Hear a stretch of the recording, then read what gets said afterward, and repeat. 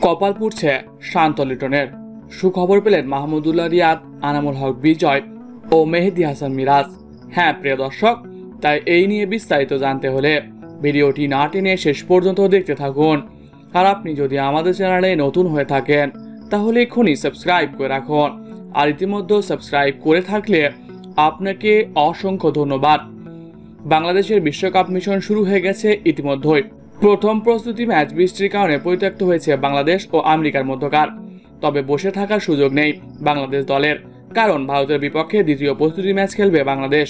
তবে প্রস্তুতি ম্যাচ হলেও এই ম্যাচকে ঘিরে সিরিয়াস বাংলাদেশ দল।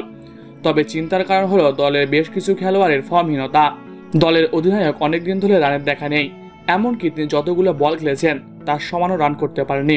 এছাড়াও অনেক বাজেভাবে আউট হয়েছেন তিনি। অন্যদিকে লিটন দাস অনেকদিন হলোই ফর্মে নেই। নাজমুল শান্ত বলা যায় জোর করে তাকে দলে নিয়েছে। এর ফলে অনেক ভালো খেলোয়াড়কে বাদ দিতে হয়েছে বিসিবির। তবে আমেরিকায় গিয়ে আবার নতুনভাবে বাংলাদেশ দল সাজানোর পরিকল্পনা বাংলাদেশ ক্রিকেট বোর্ডের। এর ধারাবাহিকতায় ঢাকায় আনামুল হক বিজয়, মেহেদী হাসান মিরাজ সহ 6 জন ক্রিকেটারকে নিয়ে প্রস্তুত করছে বাংলাদেশ ক্রিকেট বোর্ড। গোপন খবর অনুযায়ী বিশ্বকাপ দলে অন্তর্ভুক্ত করা হতে পারে আনামুল হক বিজয় ও মেহেদী হাসান মিরাজকে। এই নিয়ে বিসিবির নির্বাচক বলেন, আমাদের বেশ কিছু খেলোয়াড় রয়েছে যারা খুব বাজে খেলেছে, যা কোনোভাবেই কাম্য নয়।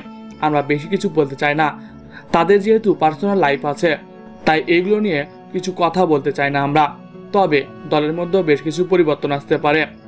তাসকিন এখন অসুস্থ হতে পারেনি, অন্যদিকে শান্ত রানের দেখা পাচ্ছে না। আর বিশ্বকাপের মঞ্চে আমরা এমন কিছু করতে চাই না যেটা আমাদের দেশ ও জাতির মান সম্মান নষ্ট করবে। তাই তো আমরা অধিনায়ক হিসেবে এমন একজন ক্রিকেটারকে ভাবছি যে খেলোয়াড় অভিজ্ঞ ও নিয়মিত রান করছে আন্তর্জাতিক ক্রিকেটে।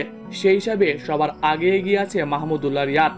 মাহমুদুল্লাহ রিয়াদের হাত ধরে বাংলাদেশের টি-20 ক্রিকেট বেশ উন্নতি করেছিল। তাই এর ফলে মাহমুদুল্লাহ রিয়াদের উপরই ভরসা রাখতে পারে বিসিবি। তো প্রিয় দর্শক, আপনার কি মতামত কমেন্ট বক্সে জানিয়ে দিন। এছাড়াও খেলাধুলার সকল আপডেট সবার আগে পেতে হলে আমাদের চ্যানেলটি সাবস্ক্রাইব করতে ভুলবেন না। ধন্যবাদ সবাইকে।